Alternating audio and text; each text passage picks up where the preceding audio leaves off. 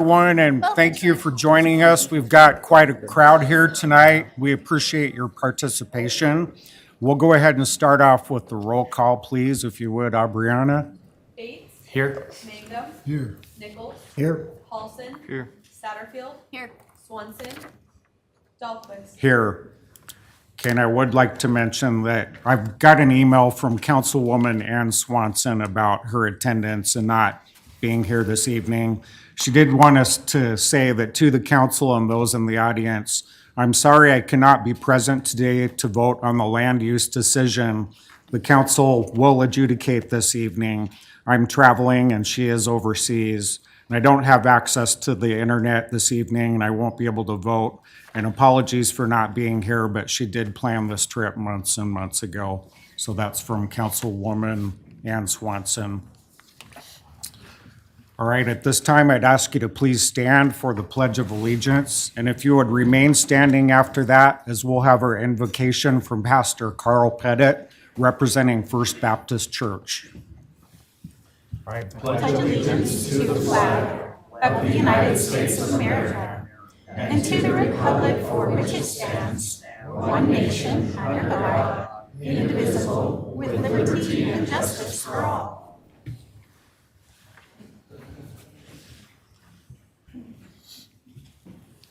Good evening. Let's pray. God, we gather tonight to take a look at city business needs and concerns. And Father, tonight we pray for your wisdom. We pray for your discernment. We pray for your heart to be in this place, to be with our leaders, to be with the community here who's voicing their concerns. God, we pray for a spirit of just collective peace and calm as we go through this discussion tonight, and ask that you would guide this to your end. We trust you, we believe in you, and we know that you've got the best things in store for us, God. We again pray for our mayor and the city council as they lead not only in this decision, but in other things that are coming in the future, God. Just guide them in every step they take. In your name we pray. Amen. Amen. Right. Thank you, Pastor. Agenda item 3 is the consent agenda. The following business items may be approved by one motion and a vote. If any one member of the council so desires, any matter listed can be moved to a separate agenda item. So before we go through the rest of the consent agenda, we do have our monthly treasurer's report, and representative from finance is here.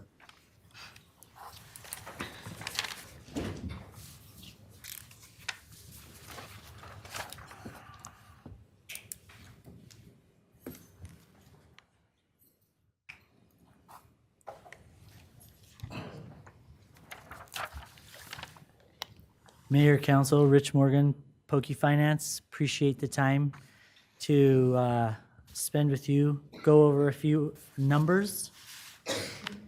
Again, we're here because of Idaho Code 50-208. We are required to do this monthly to bring you up to speed on receipts, disbursements, and balances. Cash receipts and disbursements, you have received this. This is the actual report. This is just, the slideshow is just a summary of some of the important points that I'd like to make. The beginning balance on this report is $116.8 million. We received 10.9. Disbursements were 15.7. So the ending balance is $111.9 million. The net change is we're down 4.8. That is not unusual for this time of year. Very busy time for the city. This just outlines several of the main operating accounts for the city and their net change. General's down 2.9, streets down 369, recreation's down 9, cemetery down 18, airport 71. Remember, airport's got a lot rolling on right now. As you saw in material claims with the runway and everything, that's going to affect that until that project is done. Library's down 132. Sanitation, 270. Water is down 1.4. Pollution control is adding. Just something to remind you guys of when we've talked about the budget. Water pollution control has that large project coming on board for fiscal 27. It's an $8 million project. So they'll be adding until we start spending that money down. Information systems down 92. Fleet management down 47. Fuel, I add fuel because the commodity that it is, the change in price that it is, I think we ought to keep our tabs on that. And it's actually up 14, so. This is just a snapshot, how we track the cash. We're putting things in place for better cash management. The bank balances total 13 million. We estimate our payroll, accounts payable estimate for the next one, and then what our outstanding accounts payable are. So the estimated available cash in our regular account is 5 million. We do have 33.6 in the LGIP, and Zion's Clearwater is at 60.4. That minimal amount with Wells Fargo is what we use to roll through our P cards or our credit cards. Just a mention on the Zion's Clearwater, we are 3/4 of a way through that implementation. We will make one more deposit with Clearwater that's part of the plan, and that will happen about the mid-August. Again, this just gives you a good idea, not technically part of the cash receipts and disbursements, but gives you a good idea of where the city is as of today. We're 3/4 of the year through our budget year. Citywide, when you look at the total spend versus the total budget, we're at 67%. Really good place to be, especially with the busy time coming on. General's at 65. Streets at 57, recreation's at 50, sanitation's at 86. They have added some rolling stock, so that's not going to be an issue there. Water's 58, and WPC's right on target with 76. The summary of expenses, again, we're 3/4 of the year through. When you look at citywide, we're at 61%. There's not any one of those main operating accounts that is over that percentage. That's where you'd want to start digging in and saying, hey, what's going on? Where do we need to make changes, or what do we need to look at? And then the last item I have for you is something that I thought was useful, looking at your budgeted revenues, what you've expected to come in, targeted against what you've actually spent. We're at 68%. It's really good. As long as our revenues continue coming in the way we think they will, and as long as our expenses happen the way we think we will, we're going to be okay. We're going to be right on. So I did think I would mention, if I could, just one more thing. We are required to post a quarterly treasurer's report. It's posted online. It is a different snapshot, same kind of thing, financial information from the city, and that was posted this week. So if you're interested, you could go online. Again, we do that quarterly. Do you have any questions? Okay. Okay, all right. Thank you, Rich. And just so everyone knows, we have a town hall meeting on the 20th of July at 6 p.m. And Rich will actually start out the discussion with a presentation about financials and OpenGov. And, it will be a good learning lesson about the city's budget for that first half hour. Yeah. Not specific numbers to the budget that we're discussing, but the budget process. Kind of how it works in Yes, the that's right. process. Yep. Okay, thank you, Rich. All right, so just reading through the rest of the consent agenda. A, minutes. Council may wish to waive the oral reading of the minutes and approve the minutes from the City Council Budget Development Meeting of May 7, 2026. Material claims. Council may wish to approve the material claims for the period July 1 through July 15, 2026. Treasurer's report. Council may wish to approve the treasurer's report for May 2026, showing cash and investments as of May 31, 2026.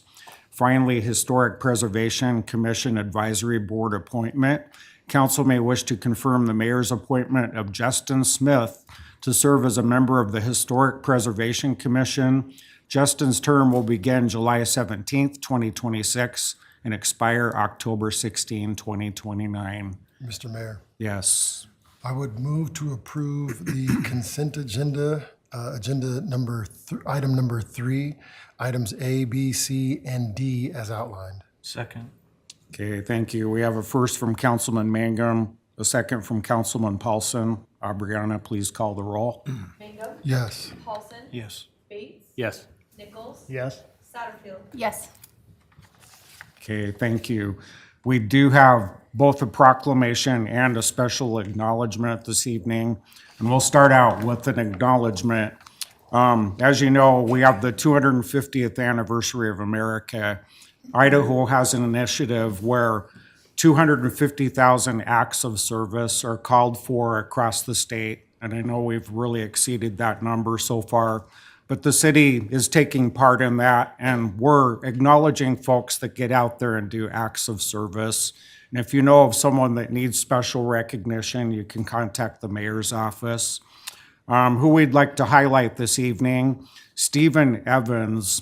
What he did is that there's some storm drains, lots of them up in his neighborhood that needed cleaned out, and that surrounding space for his neighborhood. So really got out there and cleaned the streets and helped the curb appeal of Pocatello in his neighborhood. So he got a letter signed by the mayor, and we told him that we would acknowledge him tonight. So shout out to you, Steve. Thank you.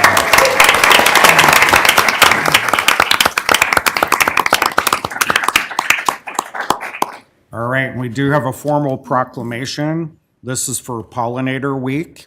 I'll go ahead and read this. Whereas pollinators, including bees, butterflies, hummingbirds, and other beneficial species, play a vital role in sustaining our environment, supporting the reproduction of over 75% of flowering plants and contributing to the production of fruits, vegetables, nuts, and other crops essential to our food supply. And whereas pollinators not only support biodiversity and healthy ecosystems, but also enrich the natural beauty of our landscapes and public spaces throughout Pocatello and beyond. And whereas pollinators are increasingly threatened by habitat loss, climate change, pesticide exposure, disease, and other environmental pressures. And whereas communities, organizations, and individuals across the country are coming together during National Pollinator Week to raise awareness and take meaningful action to support pollinator health. And whereas recognizing our profound interconnectedness with pollinators, it is our shared responsibility to preserve and protect their habitats through thoughtful land management, native planting, reduced pesticide use, and community engagement. And whereas Pocatello joins this nationwide initiative to celebrate and promote the importance of pollinators to our local environment, agriculture, and quality of life. Now therefore, I, Mark Dahlquist, Mayor of the City of Pocatello, do celebrate and proclaim the week of June 22 to 28 as Pollinator Week. And by the way, we were supposed to present this out in the field, but the weather got in the way, so that's why we're retroing back to June, but they're here tonight. But Pollinator Week in Pocatello, and encourage all citizens to participate in events, plant native species, reduce harmful practices, and support efforts that ensure pollinators continue to thrive for generations to come. So with that, we do have Gloria Hanson here to accept the proclamation.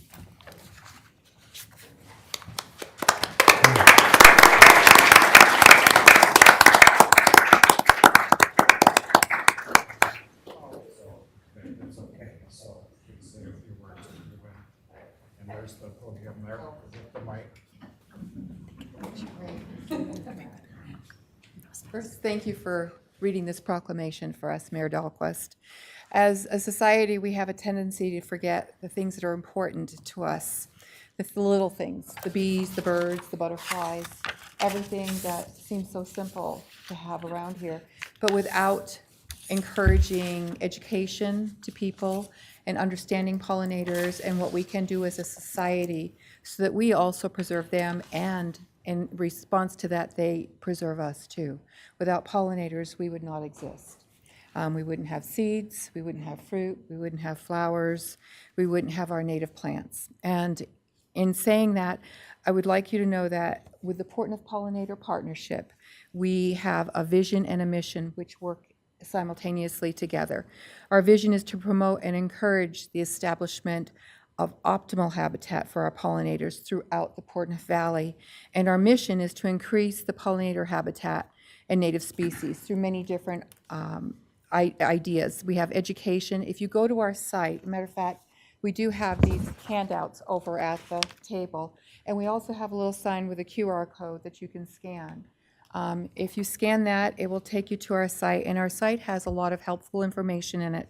It provides learning and education about pollinators. It also talks about Pollinator Week.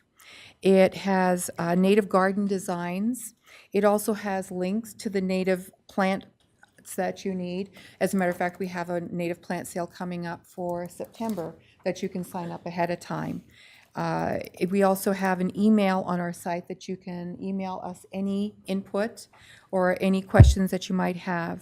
And we have an email sign up over there too. Our email is only meant to just send out information a few times through the year. It's not meant for any other purpose.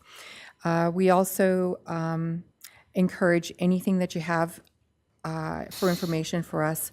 We've actually been privileged to have quite a few people talk about the native gardens that they've been planting. I just had someone talk to me just now, and he did a beautiful job. We collaborate with 13 other organizations locally that also recognize the vital nature of our pollinator habitat. So with this, I encourage everyone to go to our site. Next year, we will have our Pollinator Week. There'll be events throughout the week, but I'm sorry we had to cancel the main event this year. But thank you all. Okay, thank you, Gloria.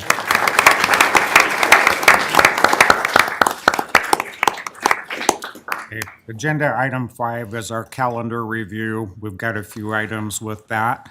July 20th, as I mentioned previously, at 6 p.m., that's our special city council town hall meeting. That will happen right here at council chambers. August 6th at 5:30 is the council clarification meeting, followed by the regular city council meeting at 6 p.m. August 13th at 9 a.m., we have a city council work session. Other events on July 17th at noon, which is tomorrow, Zoo Idaho will hold a special community event to reveal the cougar kitten's name and introduce her to the public. So please try to join us. The Southeast Idaho Senior Games, that continues through July 18th. Idaho International Choral Festival, that continues through July 18th. Please get out there and support them. There are 7 wonderful choirs in town.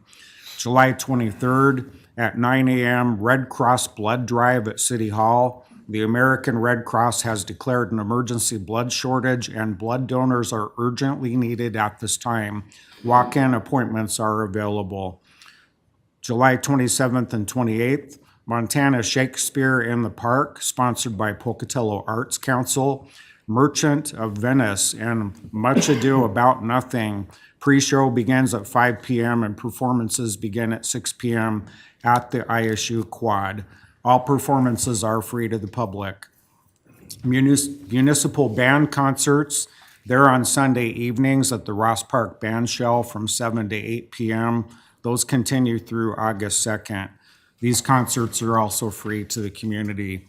There is an open burn ban in wildland urban interface areas that continues.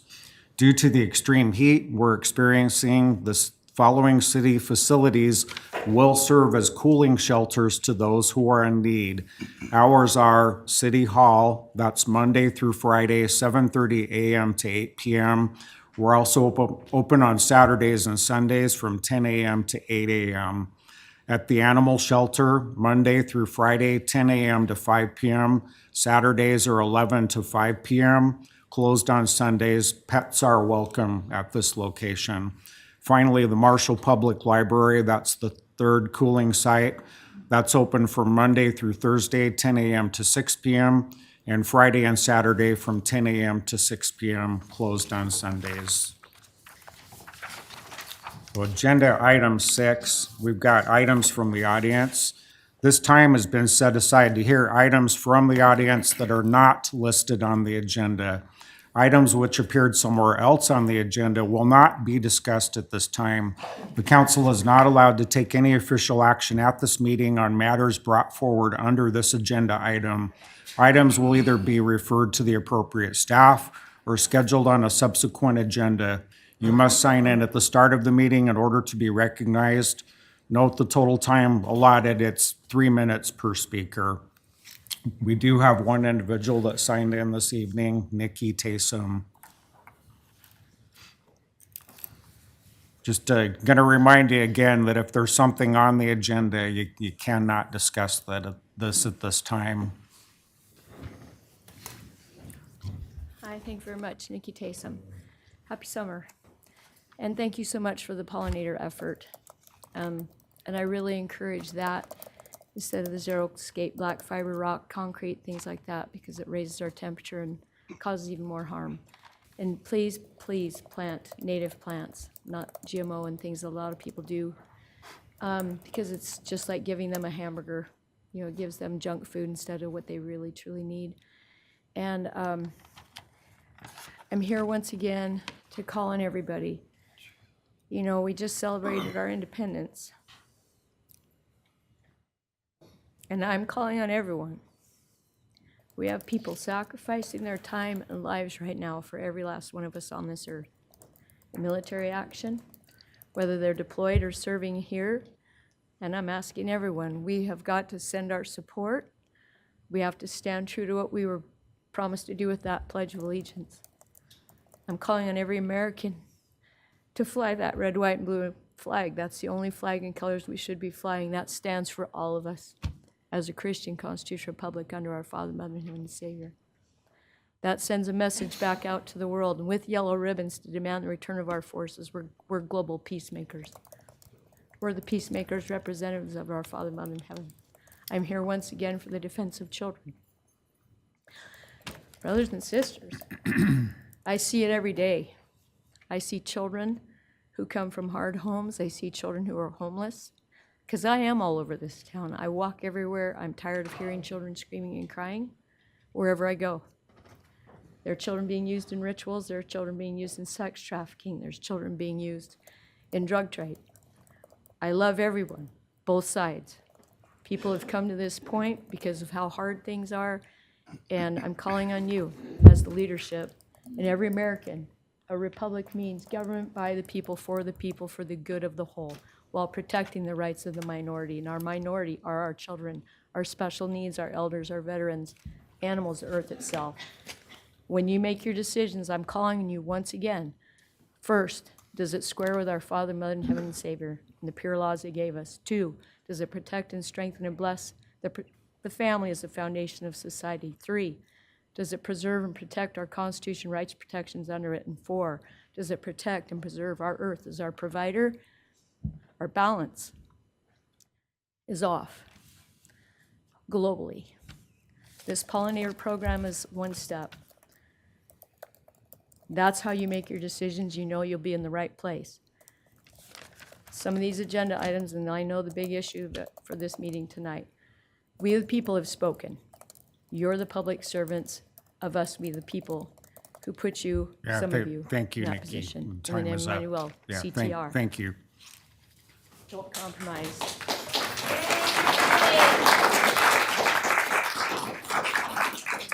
Right, moving along to agenda item 7, agreement amendment number 1, approval, Biota Research and Consulting, Inc. Council may wish to approve amendment number 1 to the agreement between the City of Pocatello and Biota Research and Consulting, Inc. for the Oxbow project and authorize the mayor's signature on all pertinent documents subject to legal department review.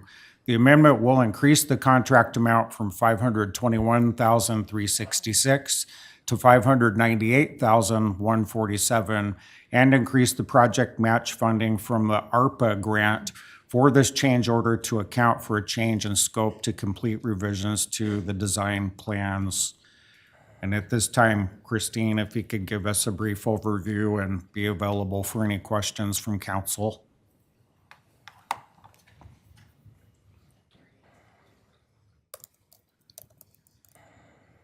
Good evening, Mayor, members of the City Council. Christine Howe, Grants Manager with the City of Pocatello. As the Mayor noted in the agenda item, this is a request for an amendment to our contract with Biota Research and Consulting.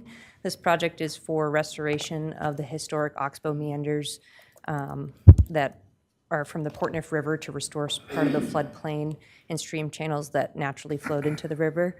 We received a Water Smart grant through the Department of Interior for this work. And this phase is for the design plans up to 60% design. During the design, one of the property owners, the Juniper Hills Country Club, installed a new golf hole along where the original design plans had the meanders going. And so we're looking at 2 additional concepts. So there'll be 3 options for the 60% design, which include the original that goes to the golf course, as well as a meander that diverts onto city-owned property, and then potentially onto another kind of private property that abuts the railroad tracks.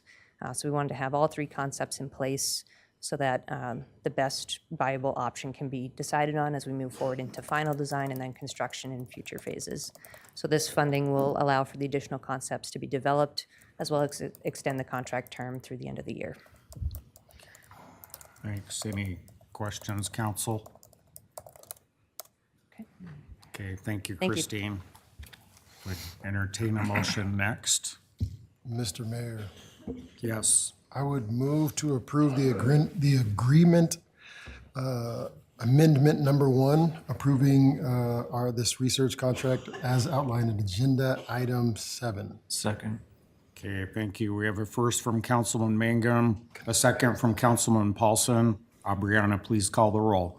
Mangum? Yes. Paulson? Yes. Bates? Yes. Nichols? Yes. Satterfield? Yes. All right, agenda item 8, reimbursement agreement, Union Pacific Railroad Company. Council may wish to approve a reimbursement agreement between the city and Union Pacific Railroad Company for engineering services pertaining to the work at the location of the Montana subdivision, which includes closure of 2 at-grade crossings and design of a new at-grade crossing at that location, and authorize the mayor's signature on all pertinent documents, subject to legal department review. The proposed agreement replaces the agreement previously approved by the council on June 4, 2026, regular city council meeting. If you would like, council, we could have Tom Kirkman, our Public Works Director, come forward. So, yeah, if you would, Tom. Maybe just a brief overview and any questions. Good evening, Mayor and Council. Tom Kirkman, Public Works Director. So this contract was brought before you June 4th. When the contract was circulated for signature, the railroad wanted a few changes that had to the contract after we'd already gone through the whole process. There was very minute changes. We felt, though, that we talked with legal. We felt that it was a big enough change that it needs to come back before you folks. Okay, yes. I see our estimate there is 30,000. If we exceed 30,000, does it come back to council, or how do we? Yeah, so if you remember, this is the proposed at-grade crossing on Philmeter Avenue connecting to Bullock. The developer of that commercial land there is paying for this. The railroad will only go into contract with the city. So he has prepaid for the 30,000, and he has also agreed that if it goes over the 30,000, he will pay any more money that's owed. And if there's any that isn't used, it will go back to the developer. So procedurally, if it does exceed, let's say it goes to 35, does that have to come back before the council and then, okay.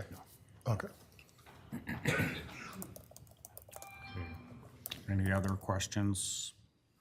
Okay, thanks, Tom. Mr. Mayor, Yes. move to approve agenda item number 8 as outlined. Second.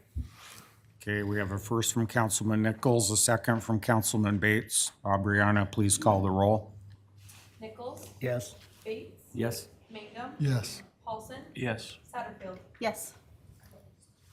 Okay, agenda item 9, hearing examiner decision appeal of conditional use permit 26-003 for Lex Development. Council may wish to consider an appeal from Lex Development represented by Parsons, Beal, and Latimer to affirm, reverse, or modify the hearing examiner's decision of a conditional use permit denied by the public hearing examiner on May 19th, 2026. Before we really dig into that, I do want to say a few things just as an educational process and why we're here and how this works. To help ensure a fair and impartial appeal process, I do want to provide that explanation regarding the city council's role in this appeal and why I, as mayor, and the members of city council can't discuss the merits of this pending appeal outside of the official proceedings.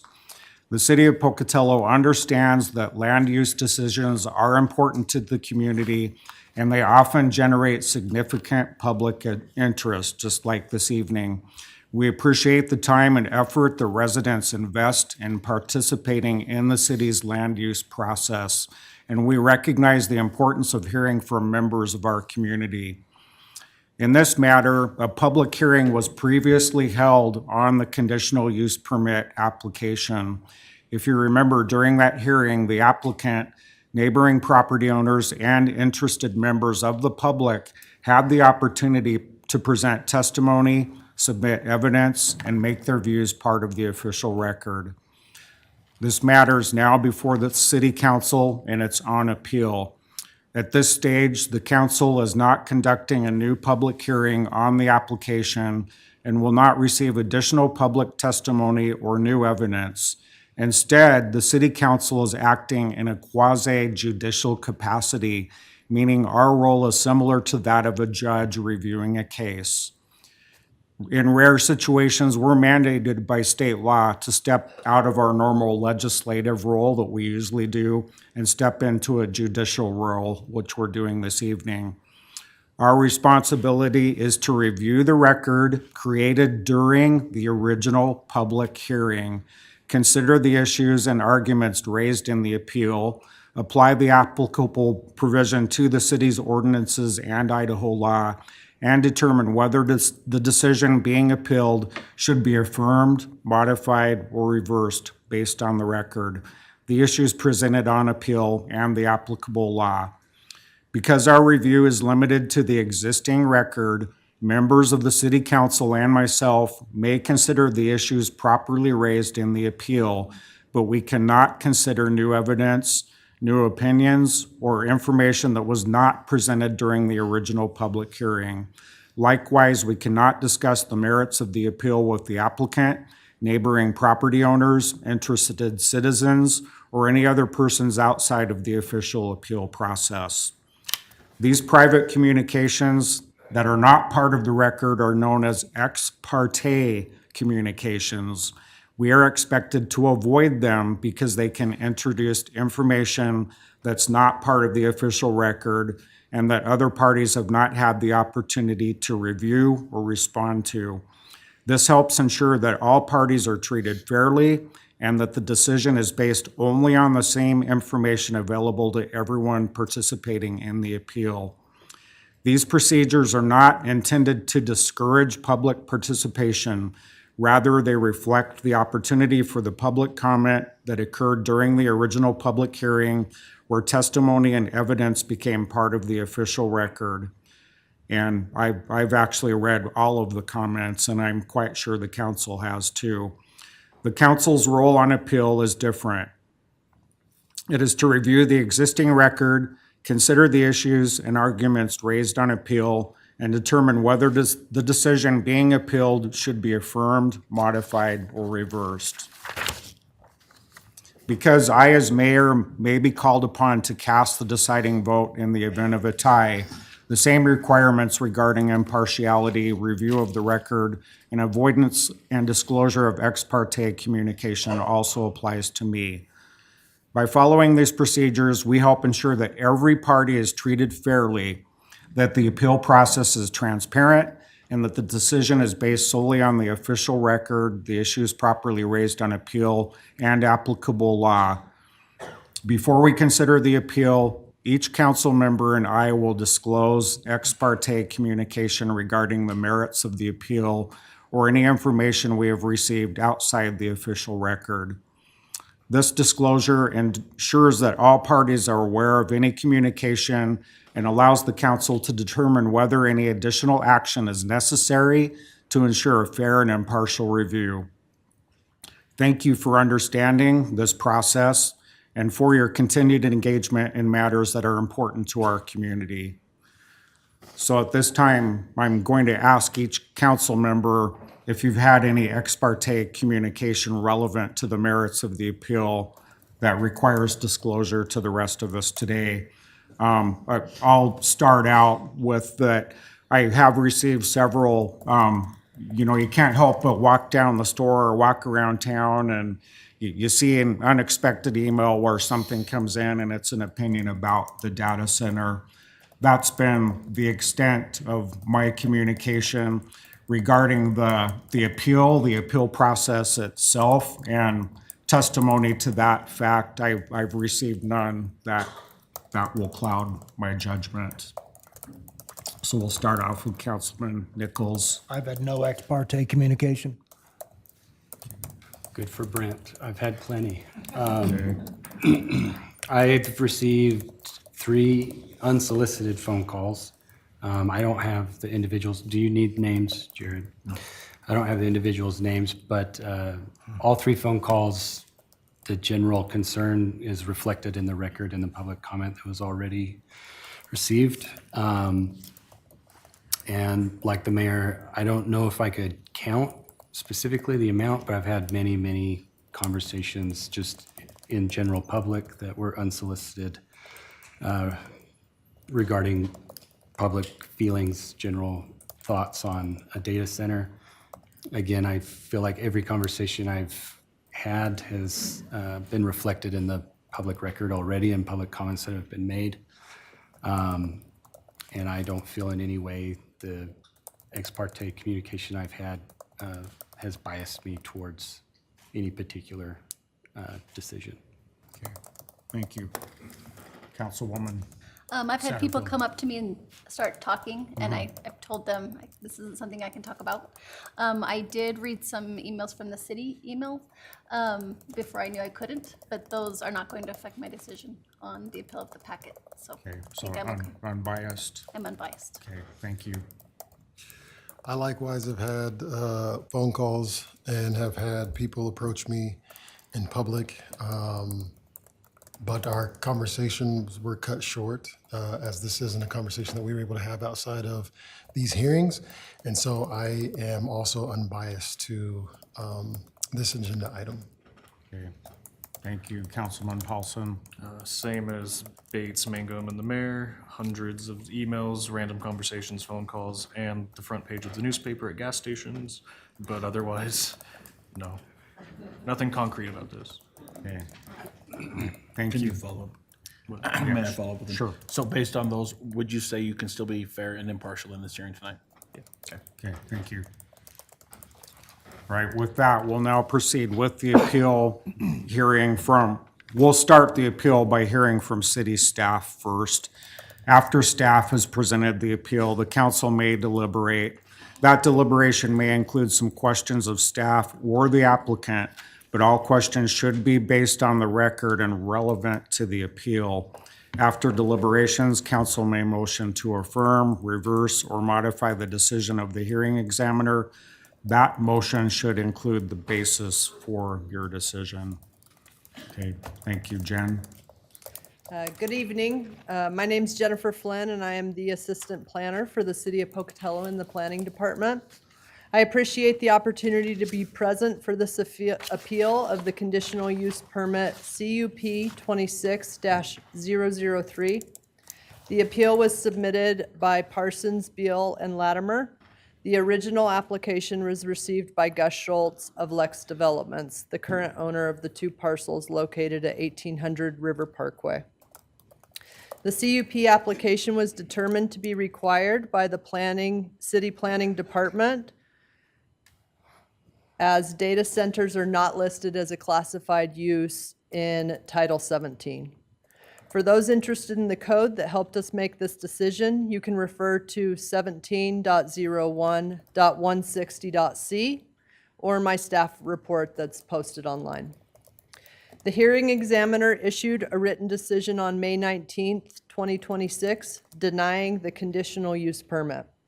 As required by City Code Section 17.02.400b, that written decision identifies the applicable approval criteria, the contested facts relied upon, and the rationale supporting the decision. The appeal before council identifies the portions of that decision the appellant is asking for the council to review. I will begin by summarizing the hearing examiner's decision and then review the facts contained in the record and action options available to City Council. When the hearing examiner issued their decision on May 19th, that decision denied the request to allow the data center use at 1800 River Park Complex. The hearing examiner cited this input in their decision based on the criteria found in 17.02.130.d. The first item that she noted was criteria number 4. The hearing examiner finds that the application does not adequately address that the project could be served by public facilities and services.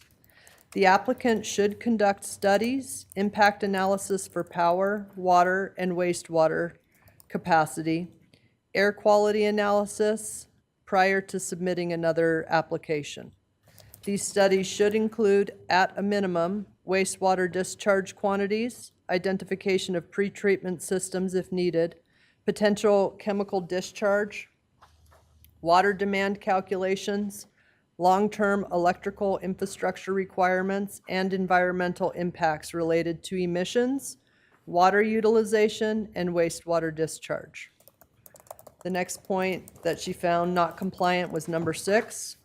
Based on the limited information provided, the hearing examiner finds that the question of environmental impacts has not been adequately addressed. The applicant has failed to provide sufficient information necessary for meaningful review. Studies, including utility impact analyses, environmental assessments, infrastructure mitigation measures, and long-term operational impacts showing that this project meets local, state, and federal standards for emissions, power demands, water utilization, and wastewater discharge. And then criteria 7, the hearing examiner finds that the application does not adequately address that the project would not be detrimental to public interests, health, safety, or welfare of the city. The applicant should conduct studies, impact analysis for power, water, and wastewater capacity, air quality analysis prior to submitting another application. These studies should include at a minimum wastewater discharge quantities, identification of pretreatment systems if needed, potential chemical discharge, water demand calculations, long-term electrical infrastructure requirements, and environmental impacts related to emissions, water utilization, and wastewater discharge. Tonight, council is considering the appeal of the hearing examiner's decision on CUP 26-003. The council's role is to consider the appeal and determine whether to affirm, reverse, or modify the hearing examiner's decision based on the record before it and the arguments presented in the appeal. Your action options are to affirm the hearing examiner's decision, to reverse the hearing examiner's decision, or to modify the hearing examiner's decision. This agenda item is not a public hearing, and council should remain vigilant in their procedural duties with regards to their motion and their discussion of this agenda item. The issue before the hearing examiner was whether a conditional use permit should be approved to allow a data center as an unlisted use on the subject property. Facts heard during the hearing examiner's meeting on 5/14/26. The applicant is requesting permission to develop land for a data center on subject property known as 1800 River Parkway, entailing 2 parcels encompassing approximately 59 acres, which is zoned industrial with a future land use map designation of industrial. According to 17.01.160.4.b.2, heavy industrial is defined as manufacturing, processing, and assembling of semi-finished or finished products from raw materials. A substantial proportion of activities and storage may be undertaken outdoors with resulting noise, glare, vibration, and other potential adverse impacts. Examples include, but are not limited to, production or processing of chemical, rubber, leather, clay, bone, plastic, stone, or glass materials or products, manufacturing and production of large-scale machinery, energy production facilities, concrete batching and asphalt mixing, production of metals or metal products including enameling and galvanizing, production of cars, trucks, recreational vehicles, or motorhomes, feed manufacturing, or wood processing.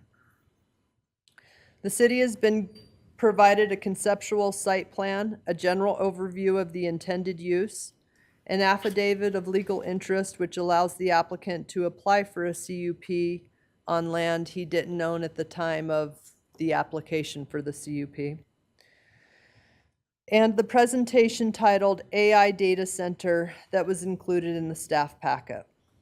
The city sent out utility notices to raise awareness of potential developments and gather any concerns that might involve public and private infrastructure, as well as regulatory and non-regulatory bodies. Following public noticing of the CUP, city staff heard from water, sewer, fire within the city, and then Idaho Power, Intermountain Gas, Idaho Fish and Game, and Idaho's DEQ as external reviewers. If this development became an approved use for these two parcels, they will have to go through required processes and permitting approvals before construction can begin. Required approvals would include, but are not limited to, the conditional use permit reviews under PCC 17.02.130, building permit requirements, site plan review, utility approvals, fire access review, water and sewer review, drainage reviews, air quality or environmental approvals, and applicable state or federal permit requirements. Notice of this appeal was posted on the subject property and published in the Idaho State Journal on June 30th, 2026. All property owners within 300 feet of the external boundaries of the subject property have been provided notice of this meeting in order that they knew about this appeal. The agenda was posted on the city's website in accordance with council agenda notification standards.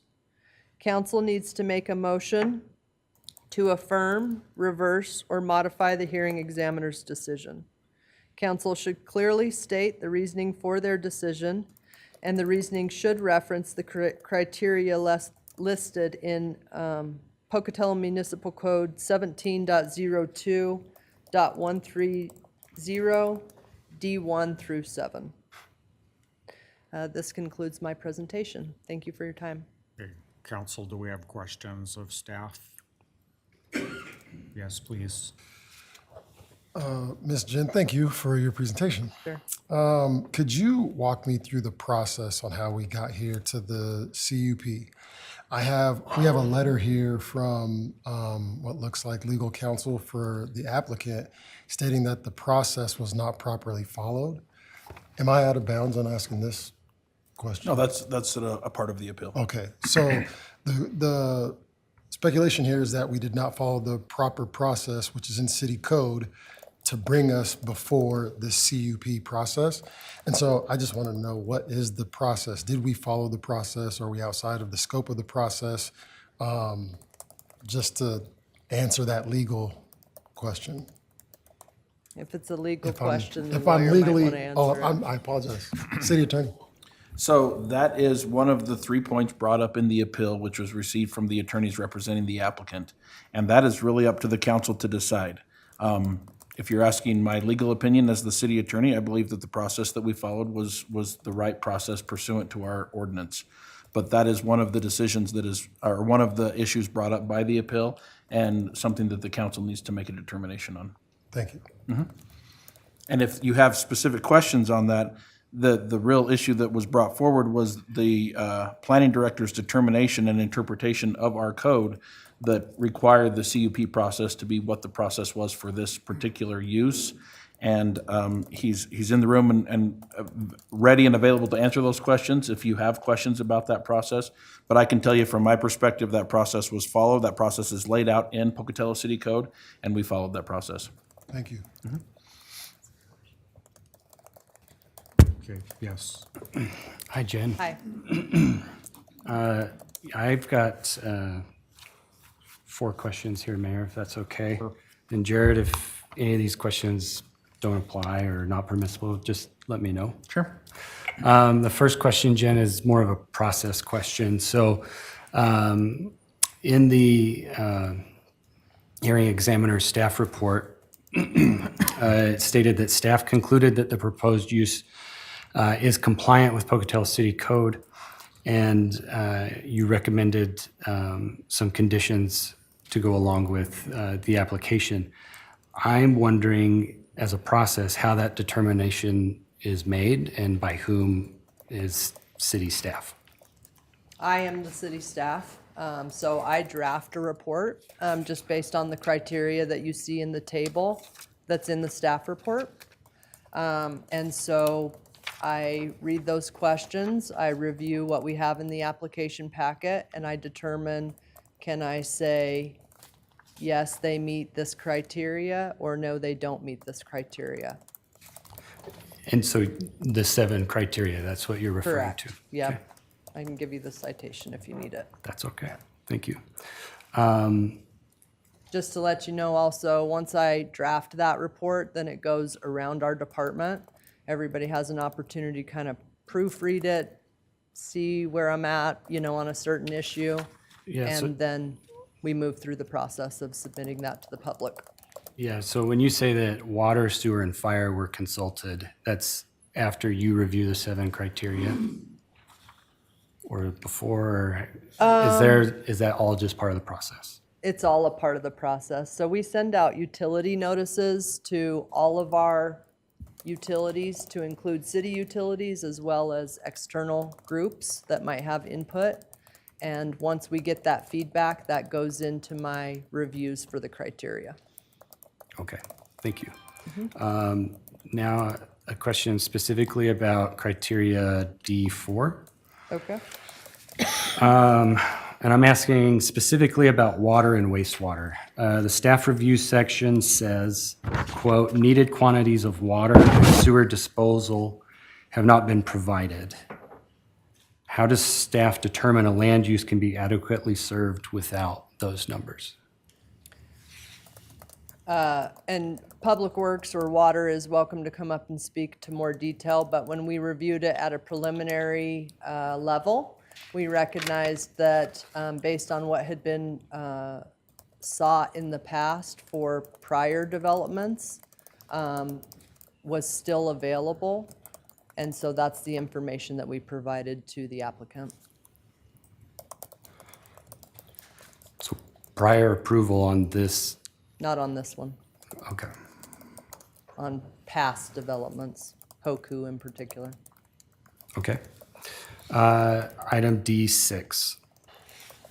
Can you clarify what staff meant in the staff review that stated, quote, "Based on the limited information provided, environmental impacts will be limited as technology advances"? You'd just like my clarification on what Yeah, where I was I'll be coming on, from? it wasn't clear to me what that meant. Sure. So, all of the environmental standards that we have are assessed during the building permit process. And so, with the information that I had at my fingertips, I thought that they would be able to not adversely affect the environment to a greater degree than a permitted use outright, basically because they would have to go through the permitting process to meet those standards, right? We had very limited information besides we want to put 7 buildings out here on these 2 parcels, and we'd like to run an artificial intelligence data center.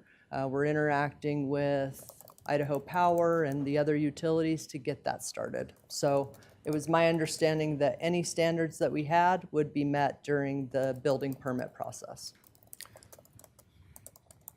So is part of determining this criteria, there has to be some comparative evidence, correct? Like it has to be compared to another use that is outright permitted by our code, correct? And so is that part of the determination? That's certainly how we looked at this one, mainly because we've never authorized a data center before.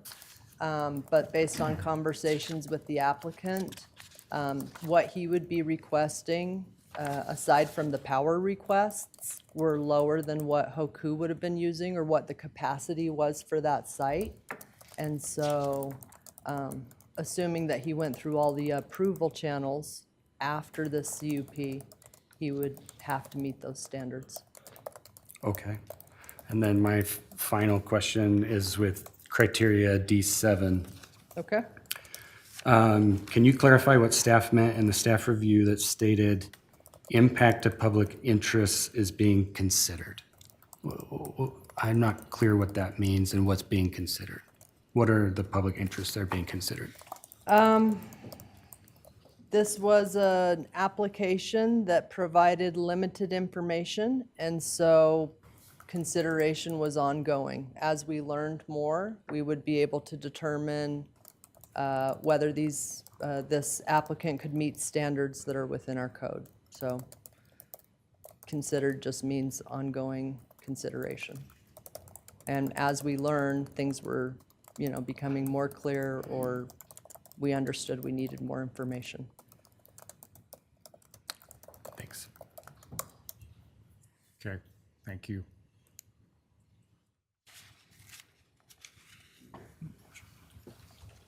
All right, okay, Councilman Paulson. Question for Jared. So if the hearing examiner's decision is affirmed, what is the timeline for the applicant to continue appeals or come back, or? It's 12 months. So if the council decides to affirm the decision, which was a denial of the application, the timeline for reapplication pursuant to our ordinance is 1 year. So they could not reapply for a 1 year period. To answer your question about the appeal, if they decided to appeal this council's decision, they would come back to this council under the Land Use Planning Act of Idaho Code and do a request for reconsideration, asking you again if that's what you intended to decide. And then they have the opportunity to go to district court if they chose to after that. Thank you. So there's still several steps in the process, but reapplication 1 year. Yes. I'd like to hear from our planning director, if possible, about the process and what he saw in this application. I have questions on, continuing to read this letter from their legal staff on how the process wasn't followed. And I just want assurance on how we adhere to our process and go from there. Absolutely. So my name is Brent McLean. I'm the Planning and Community Development Director for the City of Pocatello. So in city code, when there is a use that's not listed on the use table within city code, it falls to the director to make a determination as to whether or not that use falls within similarity to other uses within that zoning district. And so as I was reviewing a data center use, obviously that is not identified in our code. And so I was looking at what is allowed in the industrial zone. And there's specific criteria that I would look at to determine what would be the right process to move forward with that. And as I looked at those criteria, lots of them did align with a data center. I think an industrial zone would be the proper zone for a data center. But there were also other things within there that talked about the consumption of utilities, water, wastewater, some of those things that we were uncertain about what this use would actually use. And so because there was some questions in there, I felt it was most appropriate to move forward with a conditional use permit process to help the city vet that use in its entirety and understand what kind of impacts it might have, both with the infrastructure, but also with the public interest as well. And so, obviously, the public is very interested in this type of use in the city, and I felt it was most appropriate to go through the conditional use permit process because of that. So I have a few more questions or concerns. One of my concerns is what you had mentioned with the utility and consumption of water and power and so on and so forth.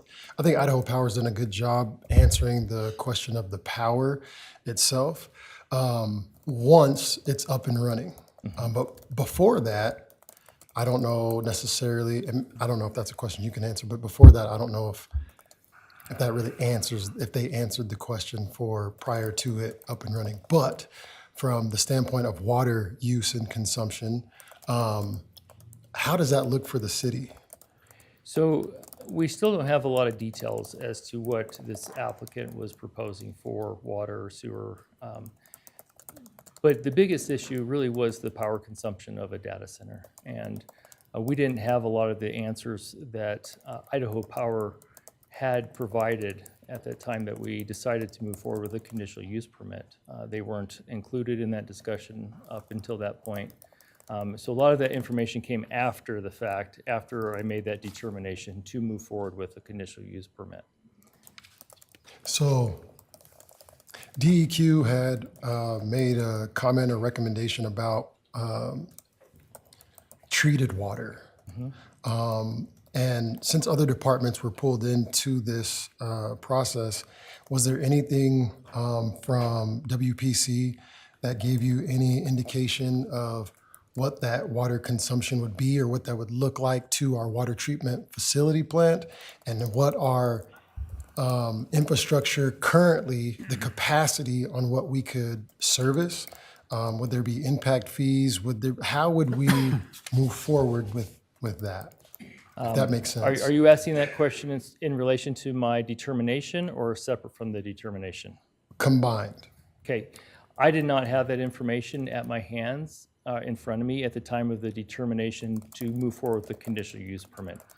That information came later. Okay. So the decision to move forward with the conditional use permit was made earlier on in the process to know what process to move forward with.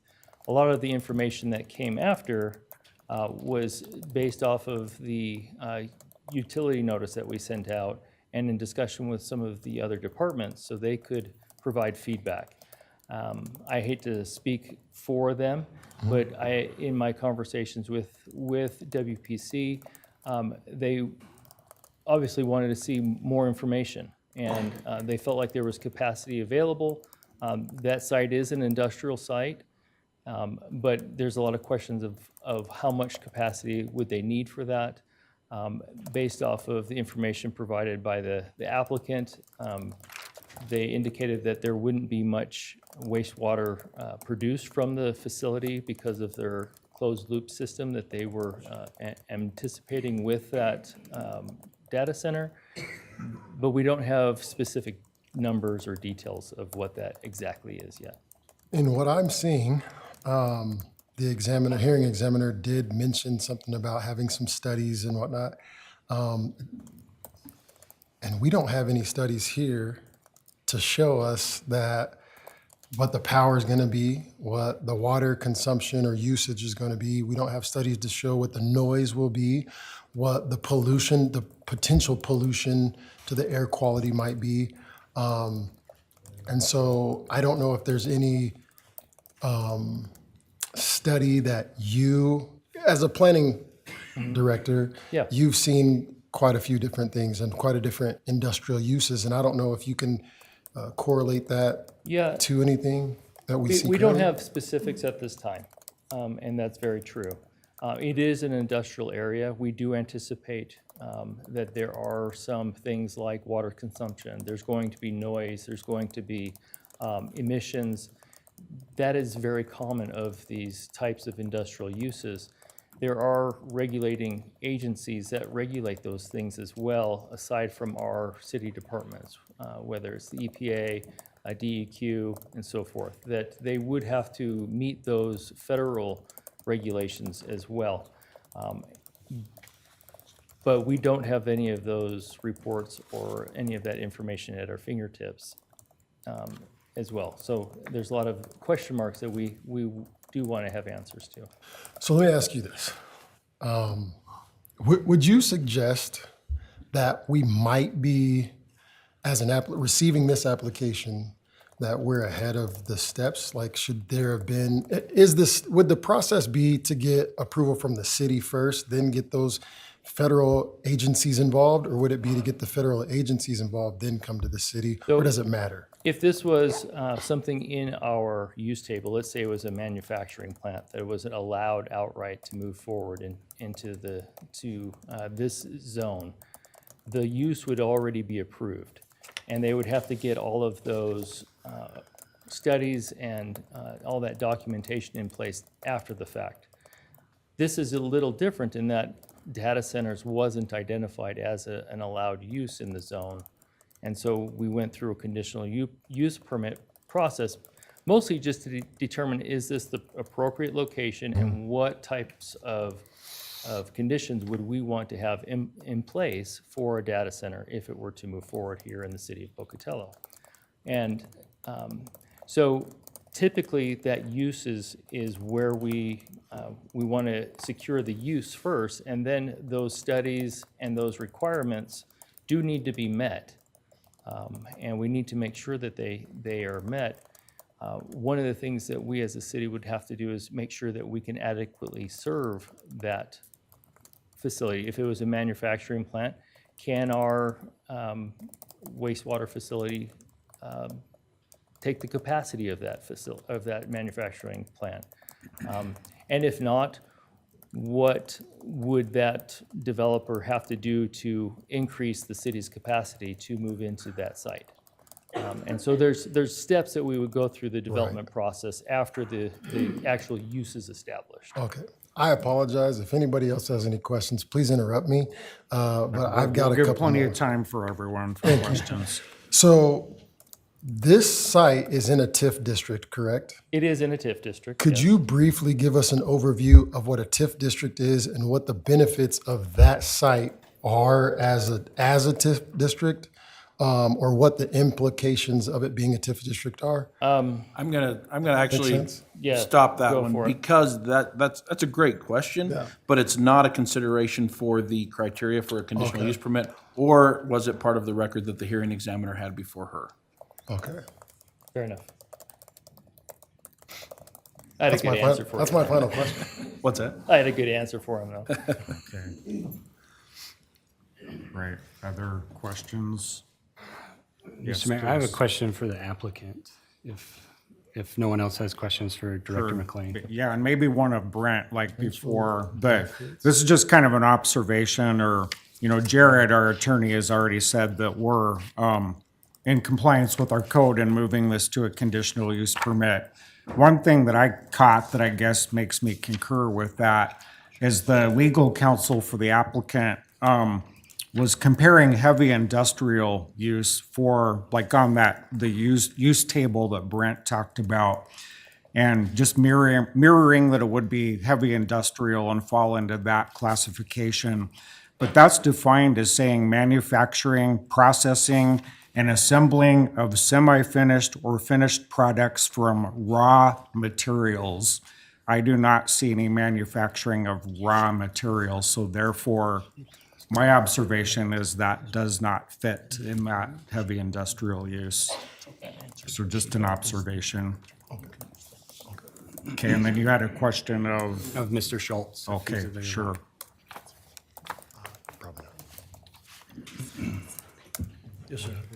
Hi, Mr. Schultz. I had the opportunity to watch the hearing examiner recording, and there was an exchange with you and the hearing examiner.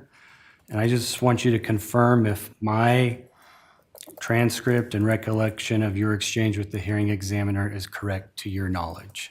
So the hearing examiner asked you quote, "Do you know how much water you would need for the loop?" And your answer was, quote, "Once it's filled, we are not going to use much more than 4 or 5 houses worth of water in the consumption." And that's in a year span. Where to fill it up, it's, depending on how many we have, it's 250 to 300 gallons. And I wasn't sure if you said something before or in between 300 and gallons, or if you meant 250 to 300 gallons. So I'm just asking if my transcript of your interaction with the hearing examiner is correct. It's 300, sorry, it's 300,000 gallons, once it's full, just the GPUs. The property is allowed 1 million gallons a day. That's what it's allotted for. So I think when they were speaking earlier, when he said the old place that was there was 1,000 gallons a day, or 1 million gallons a day. So through a year, we get to use 352. And I don't want you to provide, more evidence than was before the hearing examiner, but I just want to make sure. 250 to 300,000 gallons to fill the loop. The closed loop system, yes. Okay, all right. That was all I had. Thank you. Thank you. Was asked of the hearing examiner. Okay, any other questions of the applicant? Mayor, Councilmember Mangum informed me and reminded me that the TIF district was talked about with the hearing examiner. So if he has a question specific to that TIF district conversation that was in front of the hearing examiner, and Brent knows the answer, then I have no concerns with that. So I apologize. I wasn't sure that was the way you were going.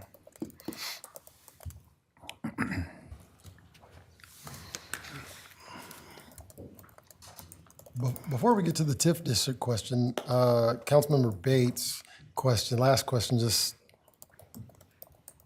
rattled my brain with another question. 350,000 gallons of water. What does our aquifer look like? What does our capacity look like? Do we have an idea on that? I'll let someone with more knowledge answer that question. Thank you. Good evening, Tom Kirkman, Public Works Director. Some of our larger commercial users range anywhere from about 150 to 300,000 gallons a day. So those numbers are pretty common, those large numbers. Some of the bigger users, though, that's per day. So this, if I remember right, while watching the video, it was an annual consumption of 350,000, or is that a daily consumption? Yeah, I don't know the answer to that, but it sounded like he said I annual. believe you said just to fill it. Just To fill the Just to fill it. And I remember there was a 5% evaporation.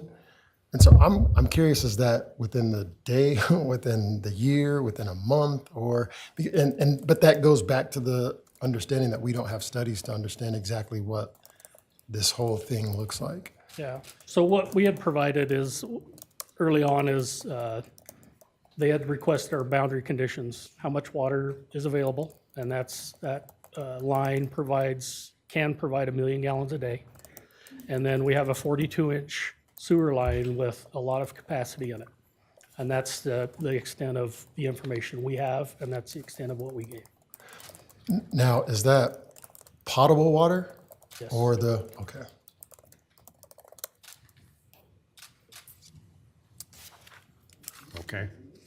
Okay, thank you, Tom. Now on to my TIF district question. Really, the question was just, is it in a TIF? It is right? in a TIF, but it needs to be clear that state statute does exempt data centers to providing TIF funds to a TIF district. So it would not benefit the TIF district as a data center. That was my question. Yeah. Thank you. Okay, yes, Councilwoman Satterfield. Yeah, I have a question for Idaho Power. Can they come up? Because it's in paragraph, page. Let me get to my notes. It might be best just to ask staff the question, because if the Okay. question is based on the record, the staff can answer that same question. Oh, okay, because it's from Idaho Power, so who wants to answer a water question? Looks like Jan will come up. Is it okay if I start talking? Yeah, go ahead. So in paragraph 4, page 45, in there it says that Idaho Power believes it can provide the, let's see if I can read this, provide the requested power without impact service to existing Idaho Power customers. However, Lex Development will need to fund upgrades to support transmission, substation, distribution, and generation resources on our system. And the timing and cost of these upgrades would need to be further refined through additional study. So in there, they're saying that as of right now, they believe they can provide the water. And if it's not, then there's the power, sorry, the power. Then they would provide for the upgrades or whatever we needed as a city to move forward. Is that correct?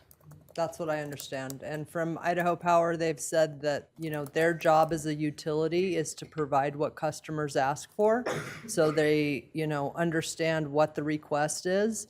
And right now they're going through a process where they do an analysis to understand what will it take to provide that power. And then they would get back with the applicant to let him understand this is what it's going to cost, this is how long it's going to take.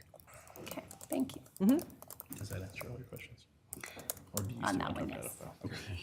Mr. Mayor. Okay, thank you, Jen. Mr. Mayor. Yep, sure. Oh, Jennifer or? No, I don't need Okay. it. You're good. Yeah, go This is ahead. more of a comment than anything. This all just seems so premature. We don't know anything about the water usage, the power situation, the noise, infrastructure, health, safety. Like, this all just seems so early and we don't know anything.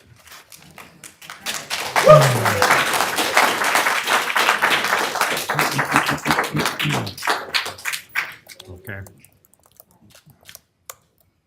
Mr. Mayor? Yes, please. If no other council members have questions of anyone, and we're ready to kind of deliberate on I it. think it's, some deliberation is in order. Okay, I just have a few comments I'd like to put out there, if that's okay, Mr. Mayor. And at the front, I just want to say I was so grateful to see that Pastor Pettit was giving the invocation tonight, and thank you for praying for peace and understanding and discernment, because I think that's very applicable for us tonight.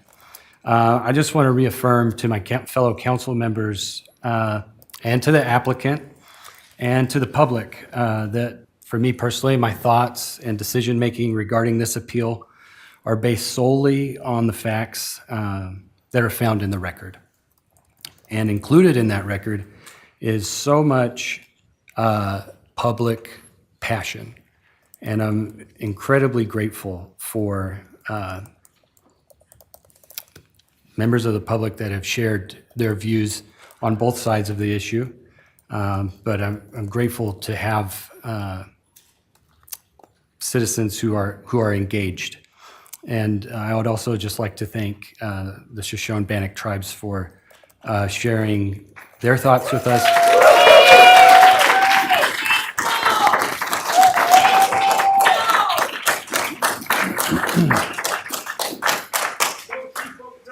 Okay, proceed, please. It is unfortunate, though, to me, that so much of the public discussion and the public pressure that has been placed on the mayor and the council has been driven by policy preferences that are not permissible reasons in this appeal process or concern potential effects that are not always supported by the facts in the record. With that being said, I can't help but point out that in preparation for this appeal, I viewed the recording of the hearing examiner meeting and had the opportunity to watch Mr. Schultz's presentation. Simply as a taxpayer and a citizen of Pocatello, it was disappointing to me to see a request that is both highly controversial and unprecedented in the terms of the level of investment in our city to be treated in what, frankly, I viewed as a somewhat clumsy and casual manner by the applicant. Fortunately for the applicant and for everyone who ever goes through this process with the city, Idaho State statute and city code protects you from being judged subjectively and confines us as council members tonight to just consideration of the facts and the record. As I see it, we as a council simply need to answer the question, do we agree with the findings and reasoning of the hearing examiner? And if not, did the applicant satisfy or with reasonable conditions could satisfy the 7 criteria required for a conditional use permit. In my personal review of the amended findings of fact and decision from the hearing examiner, I have to say I believe there are some obvious and serious deficiencies with the findings presented, and the treatment of the criteria, in my view, was legally and factually incomplete. So, Mr. Mayor, I would recommend that we as a council review the 3 criteria that the hearing examiner found the applicant was not compliant with, compare that with the facts in the record. I don't believe it's necessary that we review all 7 criteria, as staff found the applicant compliant, as did the hearing examiner, with criterias D1, D2, D3, and D5. So I would just ask that we take time to deliberate on criterion D4, D6, and D7.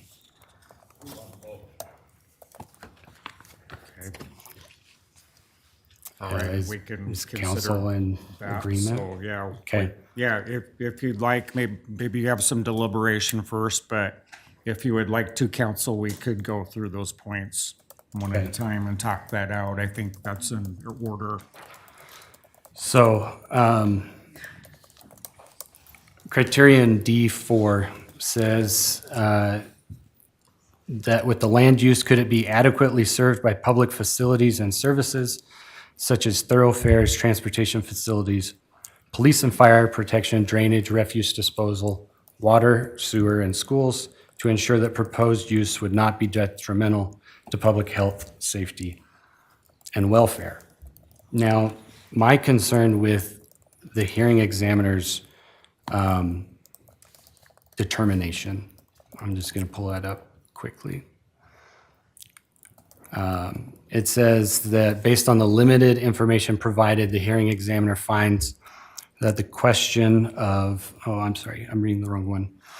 The hearing examiner finds that the application does not adequately address that the project could be served by public facilities and services, and that the applicant should conduct studies/impact analysis for power, water, wastewater capacity, air quality analysis prior to submitting another application. First off, I just don't think it's appropriate that we ask the applicant for an air quality analysis when it's not something the city regulates. We could ask that they be compliant with all DEQ standards, but if we got an air quality analysis, we don't regulate air quality. And so I don't see any reason for that to be included.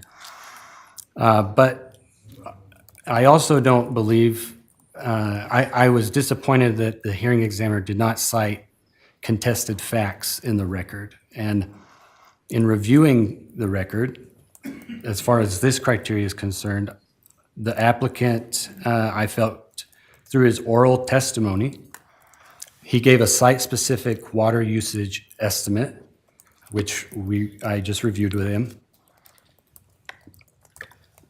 In his application and in his testimony, he didn't give a site-specific wastewater estimate. But I do believe that we can estimate based on his water usage and other items that are listed in the application, such as it being a closed-loop system. He did say they would only use 4 to 5 households of water, that gives us a basic understanding of how much wastewater would be discharged. And in his application, he gave specific examples of wastewater discharge that's allowed with other types of uses, such as restaurants and hospitals, that would be using similar substances like glycol, which he listed in his application.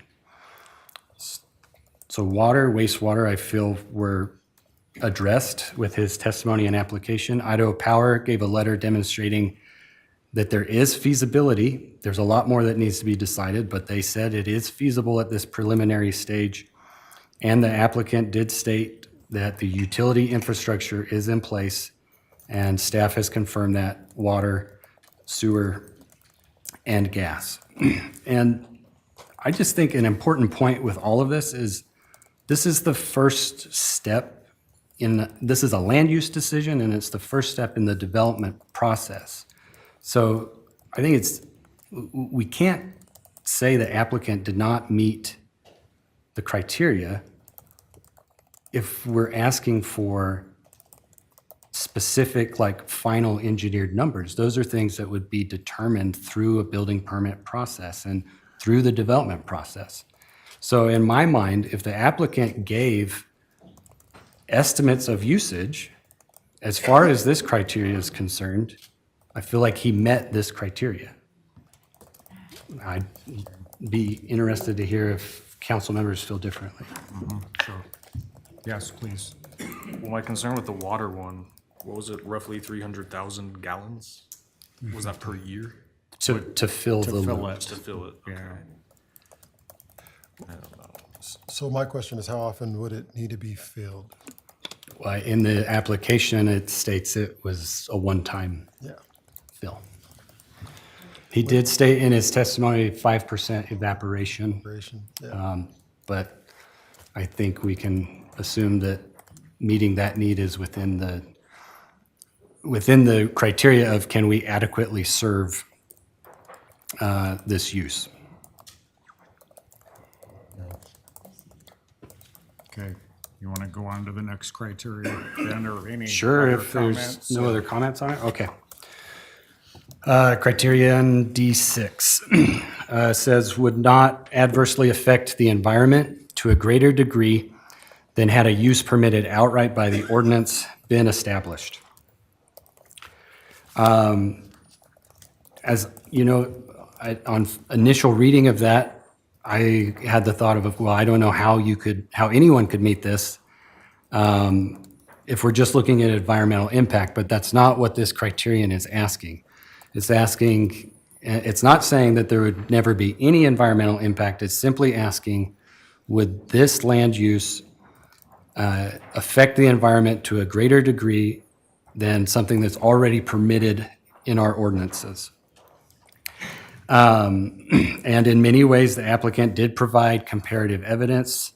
He talks about being harmonious in size and scale and intensity with other uses. I already mentioned the wastewater discharge examples they used of other permitted uses under our code. And when I went and read the use classification that, Mayor, you did bring up of heavy industrial use, when you read what is allowed, outright allowed under our code, meaning if someone wanted to come in and produce if they had a land use of production or processing of chemicals, large-scale machinery, if it was an energy production facility like a natural gas power plant, there's no question. That's allowed in code. It's specifically stated that it's allowed. So I have a hard time, based on everything that was included in the application, to say that based on the testimony given, this particular land use would be, have more significant environmental impacts than what has already been spelled out in code. And as staff, as Jen mentioned, part of their analysis in saying the applicant was compliant was the significantly environmentally impactful use that Hoku was as a polysilicon manufacturing plant. So I think based on the evidence in the record, we can say this use, and we have to go based on what is provided in the record. We may not, you may not fully believe what the applicant is saying, but based on what's in the record, I don't think we can say that this has a greater degree of impact than Hoku would have, or, you know, a chlorine processing plant or a natural gas power plant. Okay, any other comments about D6? Okay, I'll go on to the last one, D7, which I do believe is possibly the the most difficult one for us to square. It says, would not be detrimental to the public interests, health, safety, or welfare of the city in its proposed location, size, design, and operating characteristics. Now, I would say we really are limited to those 4 criteria: location, size, design, and operating characteristics. I think the applicant provided plenty of evidence that as far as location, size, and design, this is, fits within industrial zoning. Our planning director, in his determination, essentially said the same thing. Really, the question is the operating characteristics of a data center.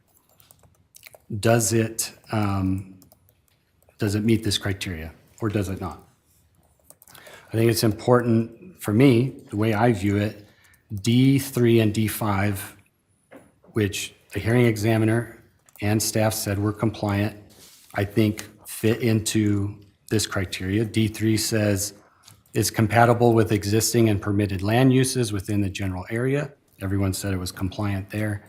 D5 would be harmonious in scale, mass, coverage, density, and intensity with all adjacent permitted land uses. So if we're going to say it's compliant as far as scale, mass, coverage, density, and intensity, I have a hard time saying it's not compliant in its operating characteristics.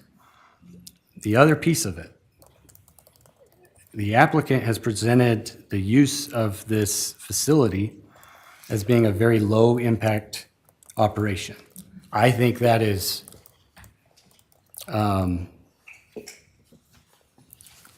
I think on the applicant's end, he's done the best job he possibly can to say that it is a low impact operation. And if we were to allow him to move forward, we have the opportunity to hold him to that with conditions and require verification through the conditions that we have. But as I read it, I simply just don't see how we could say that he's not compliant with this criteria if we're saying he's compliant with other criteria that ask very similar questions. Okay, thank you. Mr. Mayor. Yes, please. Jared, this is for legal. Hypothetically, we overturn the hearing examiner's opinion or findings. What precedence does this set within city code to allow for other data centers to pop up within the community? It doesn't, because this is a conditional use permit application. It's specific to the site and to the application that was submitted to the city. And any other, unless our code is adopted or changed to allow data centers that meet certain criteria, it does not change those other conditional use permits that would come in or those applications for a data center. So it is specific to this site, this application. So, Mr. Mayor, I'd like to readdress staff. If Ms. Jen would, if I could get her.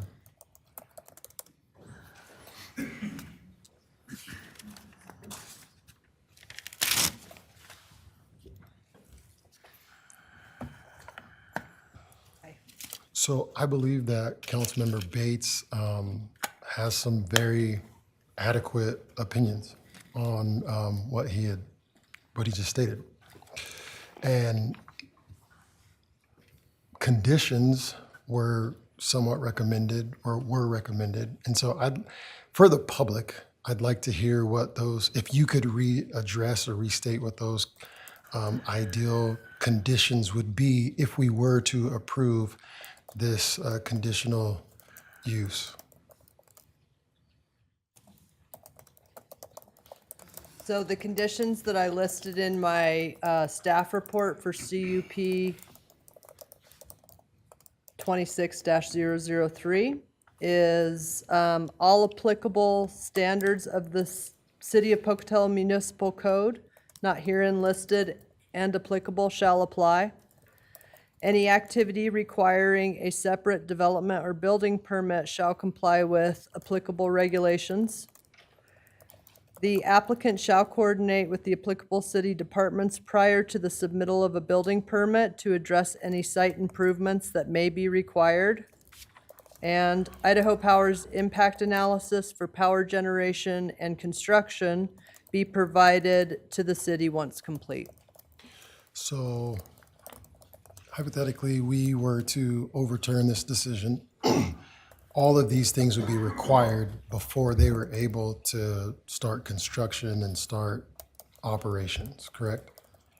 I think they set Or is those that- as conditions. If you made that a condition Those were of your conditions. approval of the permit, yes. So could, I guess that'd be, could studies possibly be requested before we move forward? Yes. Because I agree with Councilmember Paulson that there's a lot of things that seem premature, and it would behoove us to have these studies to understand what the impacts would look like. I tend to think that a lot of these questions have been answered by staff. But as it's spelt out here, I'll disregard that. But thank you. I would like to answer that question. Studies, so in our code under conditional use permits, which is Pocatello Municipal Code 17.02.130, section E9, it says that one of the this is listed as authority to grant, and the hearing body, and in this case, that is the council as an appeal body, has the authority to require, under 9, require the studies addressing demographic, economic, fiscal, traffic, engineering, geologic, and environmental effects, and any aviation hazards as defined in Idaho Code 25012 be conducted prior to granting approval. So how that would happen, council, just so you're aware, and I'm not advocating one way or the other, I'm just making sure you understand your options, is that you would make that study a condition on the approval, and that condition would have to be satisfied for it to be considered final approval, which would be anytime within the first 2 years of the conditional use permit, and an additional 1 year if they were to seek an extension of that. So the applicant would have 2 years to satisfy those conditions that were addressed or that were stipulated from today. That's correct. Okay. Mr. Mayor? Yes. So Jared, a follow-up on that, because that wasn't clear to me how, if it's before approval of the CUP, so if we required an environmental impact assessment as a condition of approval. Right. How does that affect the development process? Can he pursue a building permit while getting that assessment? If the applicant were to do that, they would be doing so at their own risk, because the final approval would not come until that condition is satisfied. Okay. So Jared, to follow up on that then, if the applicant were to go get those studies, before the final approval came along, would that then come back before the council, or would it remain at staff as they've witnessed and on the record, those conditions have been set? Great question. That is up to the council. If you set those conditions and you allow staff, you delegate staff the ability to determine whether those conditions are met, it can be done at a staff level. If you want them to come back before council to prove that those conditions have been satisfied, you can do that as well. Thank you. The typical standard is to allow staff to make that determination. Okay. I appreciate the typical, but this is all but typical because it's not in our code. Understood, but those conditions, it really depends on the condition. Yeah. If it's a study that's based on engineering, you would want to rely on your engineers. Absolutely. Something like that. Mayor. Yes. Just to address D7 about would not be detrimental to the public interest, health, safety, or welfare of the city. estimates from the applicant don't prove that it won't be detrimental just based on an estimate. Like, this is a guesstimation from someone who wants this built. That doesn't mean it's accurate. And again, it could be any number, I wouldn't know if it's accurate. But something as low as 350,000 gallons with a 5% evaporation rate, that seems shockingly low. And I don't see that that proves that it won't be detrimental to the interests of the city and the people.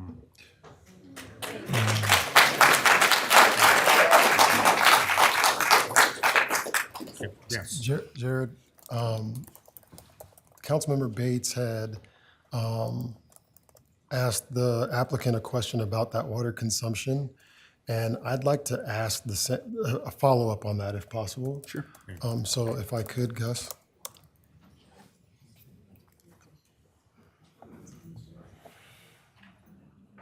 Yes, sir.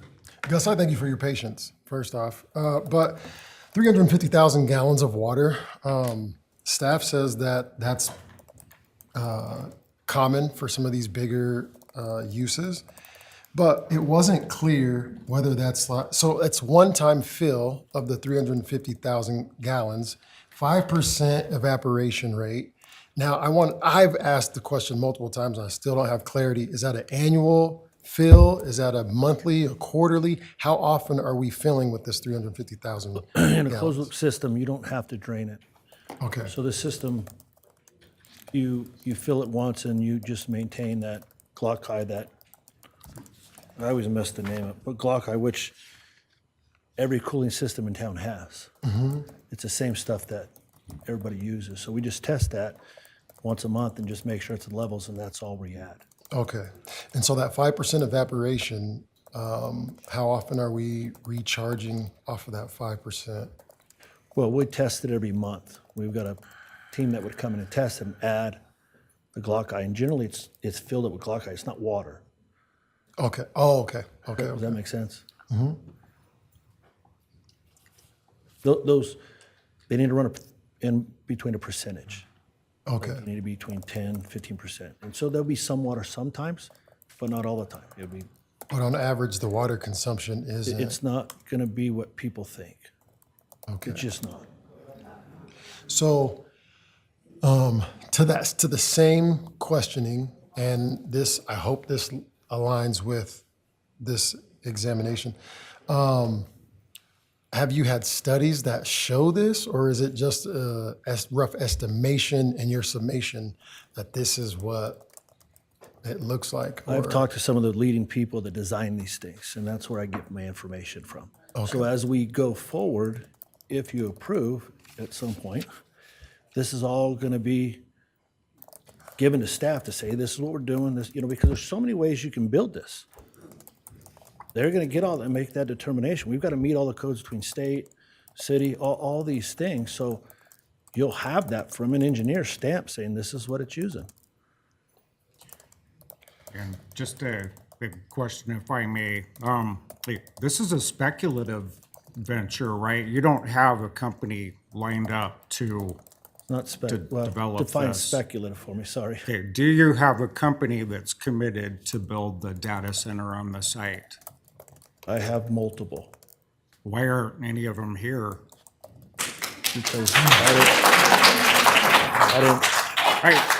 think that speculative nature, I'm having a problem with that, with your, exact numbers and calculations, and it just feels very speculative, and we don't have, an exact company or whatever that's committed to this. I'm just having a little bit of a problem with that. Well, Mr. Mayor, if I may, the CUPs was asked, right? And we won't get into judicial and what my lawyers have said. But who's going to get involved when it's not approved? You see what I'm saying? No, not exactly. Well, if someone's interested,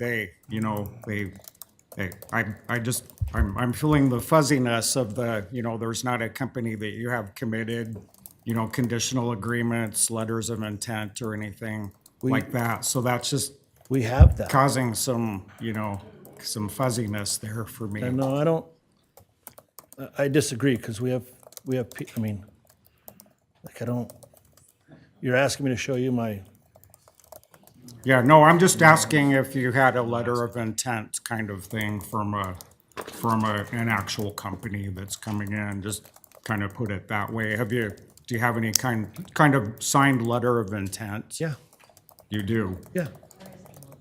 So I fully hear you.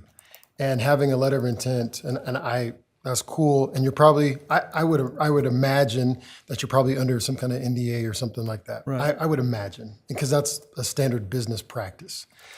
However, when we're discussing, in the hearing examiners, in that meeting, there was a question about the structures that would be constructed. And if I remember, there were 7 buildings that were being built. And I don't know if I'm out of bounds for asking, but what do those buildings entail? I believe that was part of her examination also, but I'm trying to wrap my mind around what these 7 buildings entail. And how, because we don't have any plans or any conceptual design for what they might look like, what they might facilitate. And so I'd like to get a brief understanding of that, if possible, without, breaking your confidentiality or anything, and I don't know if that's legal. No, there was a site plan provided that had a conceptual layout of the buildings. Right. That was part of the record, but it didn't have the details. But the use. So, I don't think the council should expect him to get into the details of that, Right, because it right. is a conditional use permit. It's the Okay. first stage of the process. But if you'd like to answer a little more about that site plan that was part of the original packet, then that's totally appropriate. There's buildings on the property now that Right. I'd like to use. We would like to coordinate that into what we're doing. Again, we haven't gone through the elevations and things like that, but to give you an idea, it'd be like a business park. Like, it's not, the FBI has one, it looks like a big building and some coolers outside, and it would be no different than a business park. You wouldn't, until you walked in the building, you're not gonna know what would be in there. You could be making boxes, you could be making all kinds of different things. So as far as aesthetics, it's gonna look like anything else. Thank you. Okay, is that everything, Council? That answers all my. So I have a couple of comments to make, if that's all right. And this doesn't line up to making a motion or anything, but I have a few comments to make. And I don't have any notes written or anything, but I agree with you, Mayor, that some of this seems speculative. I would agree that there's a lot of unknowns here. But I've also heard through the years that ugly Hoku site, that terrible building, and what a waste of space, and I wish somebody would come in and do something with that building. I wish somebody would do something with that or whatever. And Yeah, I just don't- ask you to please, no chatter, please. We're trying to conduct business here. I don't know what the exact perfect ideal business would be in that site. But I also, like the rest of the community, would like to see something done with that building or with that site. But I also, see in the papers and hear in the news and whatnot, the detriment of land and air and water that these AI data centers do produce. But it's not lost on me that the FBI also has a data center right down the street. The power consumption and all of these different factors. And so I agree with Councilmember Bates. I echo the sentiment that I am excited about the passion of our community and how people are standing up for what they believe is right within the community. I appreciate just all of that energy. I feel like Councilmember Bates and I are the only two who are piping it well, and Paulson. I'd like to hear a little bit more on what the other council members think about this as we are deliberating, because I don't think it's just the 2 or 3 man It's deliberation. up to them. I mean, you can comment or not. There's no requirement there, but if you'd like to, the floor has been open for quite a while. Yes, I'll make a please. couple comments. So actually, I believe the hearing examiner met the requirements of the conditional use process. And although the developer did provide some generic information on data centers, many very important specific questions remain unanswered. Okay. Yes, please. If I can just give my view of where we are. I'll start out by saying that I try and be respectful. This process sucks. I really hate that this is even the way we're having to consider this determination, because the code and the process, the conditions that we have to look at, I think by design are to lead to finding a way to say yes for a developer if they can give, basic answers to the criteria. But I agree, like I think there is a level of subjectivity to these criteria. The other part of it, I don't want to be rude, but the applicant, I have very little faith in what has been presented so far. I feel, based on my reading of this packet so far, I know as much about data centers as Mr. Schultz does. And that's just my honest opinion on it. So I have great concerns about saying yes or giving an approval to him, just based on confidence in him so far. But like I said at the outset, I don't think code and state law allows us to really use that as a determining factor. What I do have faith in is that the applicant can hire a lawyer, as he has already, and exhaust the appeal process and take the city to judicial review. And I personally have real concerns with the determination that the hearing examiner presented. Specifically, I think the hearing examiner's reasoning, which is required by state code, was far too vague. I understand that we feel a lot of parts of the application were vague, but the hearing examiner's reasoning was also very vague. And as regarding, can we adequately supply, water, in my estimation, the hearing examiner just frankly ignored the fact that the applicant gave a site-specific usage estimate. So I don't know how you can ask for more when he gave an estimate. And again, this is a land use decision. This is not a building code. We're not asking for final design and engineering. This is simply asking if this use fits within our code, which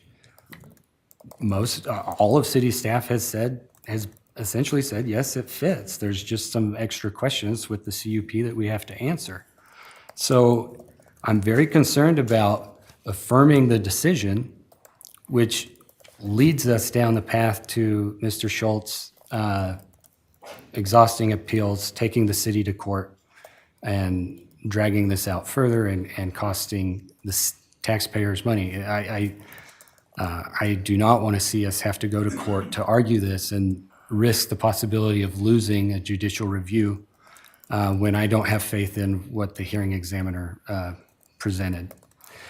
So in my personal point of view, the best path forward for the city, for the citizens, the protection of everyone, is to reverse the decision with reasonable but very strict conditions that will hold the applicant to what he testified to the estimates that he gave. And I believe that requiring an environmental impact assessment prior to any vertical construction as part of the approval is absolutely has to be part of this. And as a side note, one thing I've noticed going through this, so much of the public comment and public concerns, which I share, such as noise and vibration, even lighting to some extent, and we don't have much in our code that regulates this. And I was shocked to find that we don't have a specific decibel standard at a property line. If we had that, we could hold him, accountable to the compliance with that, but that's not in our code. So I think the best path forward is to put reasonable but strict conditions, hold the applicant to what he has estimated publicly, and require an environmental impact assessment as part of his conditional use permit approval. I recognize others may feel different, and I just stress having to defend the applicant in this is not a position I enjoy, but my conscience, I cannot say the applicant didn't meet the criteria because the criteria are pretty basic. Thank you. So, Mr. Mayor, I have a question for, I think it's legal, maybe the rest of the council, I don't know. So, the applicant has stated that he has data centers who are ready to take over the property once everything's, and I don't know if they're building it out, if he's building it out, or exactly what that looks like, right? So if we put conditions, if we approve and put conditions, is the company, the secondary company who will be taking over, are they bound by those conditions, or is it strictly on him to follow those conditions? The conditions would run with the land, so it would be specific to the site. Adjacent to or connected to the parcel itself? Correct. Okay. And so now how does that go with, say like, so it would go along with like titling, go to escrow, go to, how exactly does that process So look? the conditional use permit would be an actual permit that is recorded, and it would run with the land. Okay. Okay, yes, please. Yeah, Can I council. go first? Is that okay? Okay, go ahead. I appreciate all the council, their thoughts, the wonderful questions, our planning development, everything that's time and effort that's put into this, because it's one of those things is I'm a member here, I grew up here, like this is really important. I don't want to get this wrong. We all love electricity, all would love water. We, all those important things, like this is a big deal. And I'm with Dakota.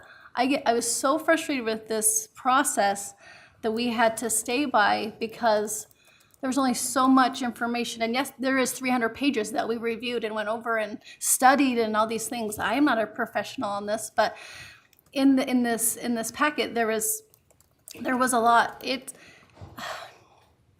There's so much that is vague. There's so much that we don't know. If we had all the numbers, then I could feel like we could make a top-notch decision on something like this. So it's frustrating because I'm not saying that I think that this data center wouldn't be great for this community, but we'd have to do that right. There is just so many questions, but I agree with Councilman Bates that what we're asking was vague and in our code, and so it's like this two-edged sword kind of, and it's a really hard decision to make, and we want to get it right, and so there's a lot to think about really quickly. Go ahead. Yeah, to Councilmember Paulson. My concern with conditions is, for example, a couple years ago, when we were doing the billboard overhaul, enforcing electronic billboards was hard enough. How are we going to monitor and enforce, whether it's water restrictions, noise restrictions, et cetera? Let's say it's built, they keep violating it, what, we force them to tear it down? Like, that's just, So that raises a good question. What is our arm of enforcement? Say conditions are broken or not met after permitting, or they go back on the condition down the road. How do we enforce it? How do we inspect it? How do we make sure that those conditions are upheld going forward? Most of the time in a conditional use permit situation, those conditions are easily enforced upon the building permit process, the permitting process, the build process. So that's easy to monitor because we just don't grant a CO or whatever the case may be until those conditions are met. If they're ongoing conditions, then it's a contractual relationship between the city and the landowner, whoever that landowner is. And so if they're ongoing, it's more difficult to enforce. That's absolutely true. But it is a contractual enforcement where we would require the contract to be abided by. Otherwise, it's a breach of contract where we would pursue civil remedies. So do we have any ongoing things that we would notice as an ongoing condition that we might, maybe that's a question for staff? I'd have to defer to planning for that. I don't know of anything specific.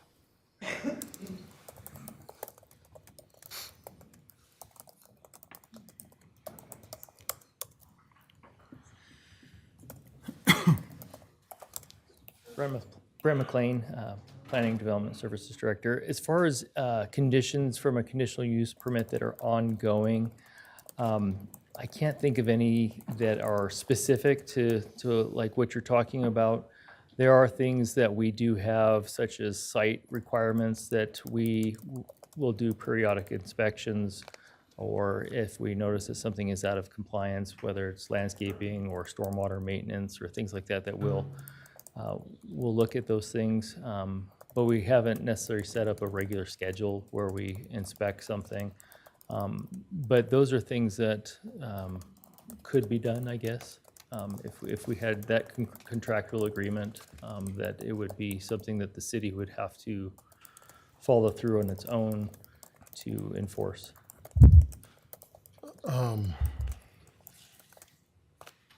Okay, thank you.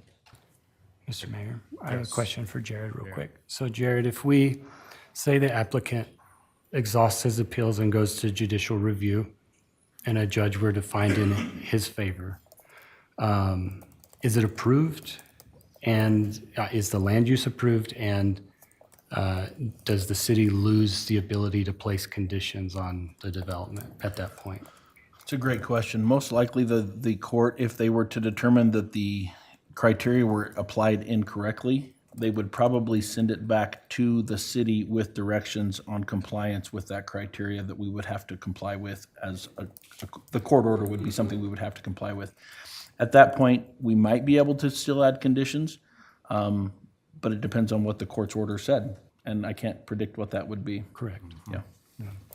And then question I have, Jared, that just a scenario if this were to be, we upheld the decision of the hearing examiner, and there's that 12-month stipulation that they have to come back, and maybe that could be adjusted. Is there any possibility, like if we were to uphold the decision, and then we have a chance to tweak our code how we want it, that we take a deep dive into our land use policies, the Chapter 17, and we stipulate how we would really want a potential data center to be and what kind of regulations and how we'd hold their feet to the fire. Would that scenario ever work where, if there is an uphold the decision, we have an opportunity to get the code the way we want it, and then maybe waive that 12-month requirement, maybe take it to 6 months or something like that? Yeah, so the council has the authority to waive that 12-month requirement. That is correct. But in the meantime, can we work on our code to get it how we would like it to be? We could, but the applicant and the application is subject to the provisions that are in place at the time of the submittal of the application. Okay. Okay, Does that makes that answer sense. your question? Yes, it does. Okay, yes, Councilwoman Satterfield? Yeah, so you're saying whether it's 6 months, a year, whatever, because they had already applied, our code applies. Even if we didn't affirm Yeah. it today and, No, if there's a new application at a future date, Yeah. whatever the code is at that time is the code that controls the application. okay. So Jared, in that circumstance or in that scenario, is that viewed as a punitive measure that we would deny and then create stipulations within code? Would that come off as, or is that, would that be an appropriate? I don't think, I wouldn't view it as punitive. You have the right to apply your code as it is for this application right now, and you have the right to adjust your code at any time, however you see fit. Okay. And as long as that code adjustment is constitutional and enforceable and follows all other provisions of the law, then that new code would be the new law of the land. Okay, thank you, sir. Sure. Okay. Mr. Mayor? Yes.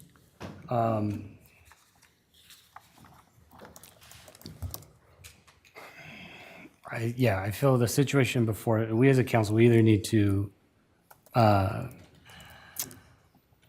feel there's two comfortable paths to me. We can either reverse the hearing examiner's decision with conditions, which I'd be happy to go through some that I have, or we modify the hearing examiner's decision, I guess, affirming it, but changing the requirement on when they can reapply. I'm confident that throughout this whole process so far, Mr. Schultz probably has more detailed information that he could provide if given the opportunity to apply again. Obviously, through this process, he hasn't had the opportunity to provide new evidence to us. So I'm interested in council's thoughts, how we're feeling about those two directions. Or if you feel that we simply should affirm the hearing examiner's decision as is. I lean towards affirm, and in that time period, let us figure out code and whatnot for the future, whatever time that might be. Yeah, I agree. sure. Yeah. okay. Confirm. Yeah, confirm. I just feel like we really need a chance to really revise our code, and it did not anticipate data centers and getting that well-defined, us calling the shots, so to speak. And then we entertain from there, just personally. I can't vote tonight, but Can I ask a question? How old is this code? When was the last time was this code revised? I think it's pretty continually updated, but we'll have Brent. Well, because I would imagine that AI data centers weren't necessarily a thought when this code was written. Brent McLean, Planning Director. That's an interesting question. It's been modified a lot, especially in the last few years. Prior to my arrival, we've made a lot of adjustments to the code. How old is it? I can't remember off the top of my head when it was first established. But the original basis of this code is probably from the 90s, I believe. Okay. With some modifications, some significant, some minor. That's part of why we are moving forward with a total rewrite of our code, because we want to modernize it. And so that's part of the reason why we're moving forward with that. But as it stands, AI data centers are not written They are into not the code. listed, no. Mayor, I would move that we affirm the hearing examiner's decision with the stipulations of receiving environmental studies concerning water use, air quality, and consumption, noise, and any other applicable impact analysis studies. And I would give it that 12-month timeframe. So I have a question for Yes, sir. Councilmember Mangum. So you're moving to affirm, but you're adding conditions. Well, because we're giving them the opportunity to reapply. They have that opportunity by ordinance anyway. Regardless. Okay, okay. So if you're, and again, I don't have an opinion here. My suggestion is if you're going to affirm, We you just flat out affirm. Unless you want to modify the 12-month waiting period. But I would not suggest adding conditions to affirming the decision, because then you're adding conditions to a denial, and that's Okay. not contemplated in code. So then, with that then, I would move to modify the hearing examiner's decision. Because that was affirmed. In what way? How would you like to modify it?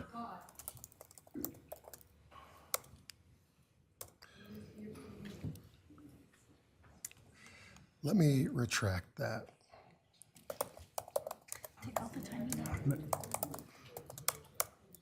Because they'll have to, like, upon reapplication, they have to do the studies? Is that what you're saying?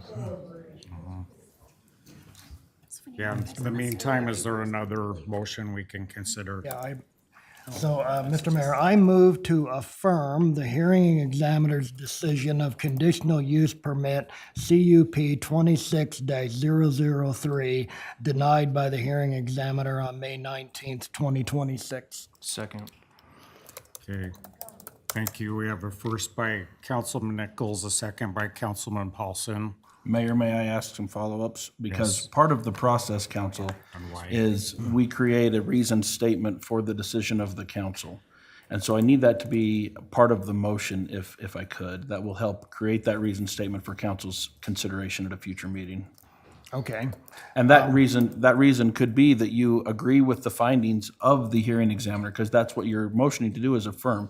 I'm not trying to put those words in your mouth, but that could be an example of a reasoned statement, that you agree that the findings were adequate by the hearing examiner. But if there's other reasons, then please go for it. No, that is correct. I believe the hearing examiner met the requirements of the conditional use permit process. Is that sufficient? Second again. Thank you, yes. Okay. Okay. So we do have our first from Councilman Nichols, a second from Councilman Paulson. Any other discussion Motion is to before we affirm. call the roll? If you agree with it. Would Councilmember Nichols and Councilmember Paulson be open to modifying the time requirement, or do you want to stick with the 12 months? That, I apologize. That's kind of where I was leaning, was to affirm but modify that time condition. And so, Well, I agree with as Councilman Nichols said it, because if we're going to look at overall code, that might take a while. I agree. Yeah, are we, so still, like by ordinance, just the 12 months that, okay, do you agree with that? Yeah, I do not agree to the proposed amendment. Okay, you just leave it at the flat per leave it- ordinance, 12 months can reapply. Okay, thank Well, you. actually, that wasn't part of my motion. My motion was just to affirm, Okay, just to sure, affirm. but yeah, the ordinance already says that, so we wouldn't think to include that, wouldn't need to. So to comment, yes. Are we past for me to ask planning to come No, up and ask go, one question? we're still good, we haven't taken the vote yet. Planning, will you come up and ask one more, can I ask one more question? Yeah, Brent.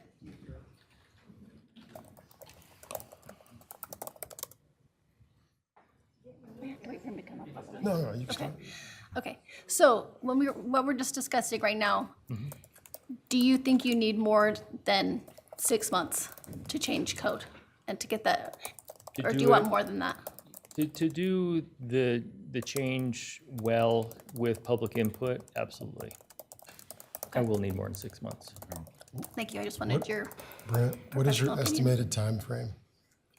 Because we're in the process now of, We just started, so I don't have a great estimate Okay. for you, but I believe we will be able to do it.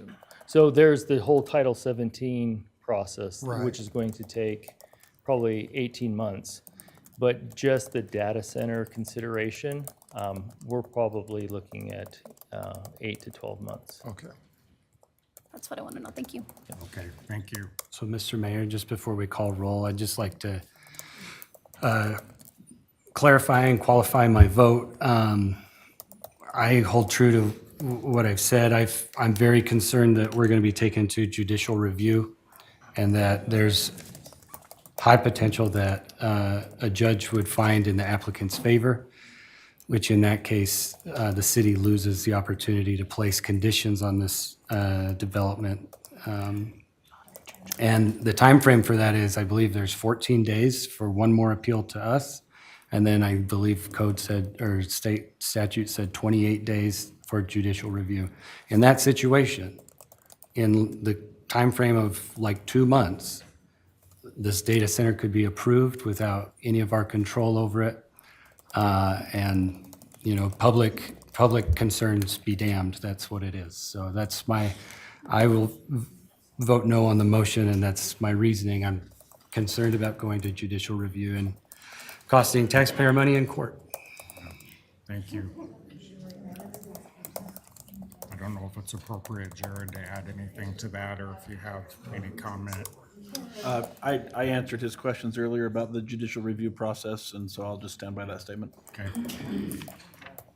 All right, any other discussion before we call the roll? Yes. I want to say something. That statement actually that's kind of scary. It kind of does take it out of our hands and to put it into a judge's hands and then we have no say. That's very concerning. Sorry,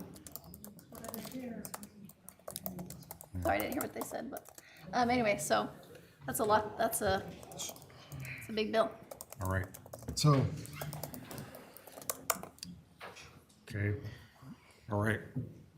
So we'll proceed. Aubriana, if you could call the roll, please. Nichols? Yes. Paulson? Yes. Bates? No. Mangum? prior to my vote, I concur with Councilmember Bates's assessment of a judicial review and the concern. Not only is that part of our purview as council members, but also aligning with what the populace desire is. And so, yes. Satterfield? I'm going to say yes, but this is going to be interesting to see what the judge does this and come what may, I guess. Okay, want to thank the council. This has been really rough. It's a real rough process. There's lots of passion throughout the community, both ways. I know there was lots of study, lots of tumultuous things to go through. Thank you for your participation and your efforts. We are adjourned.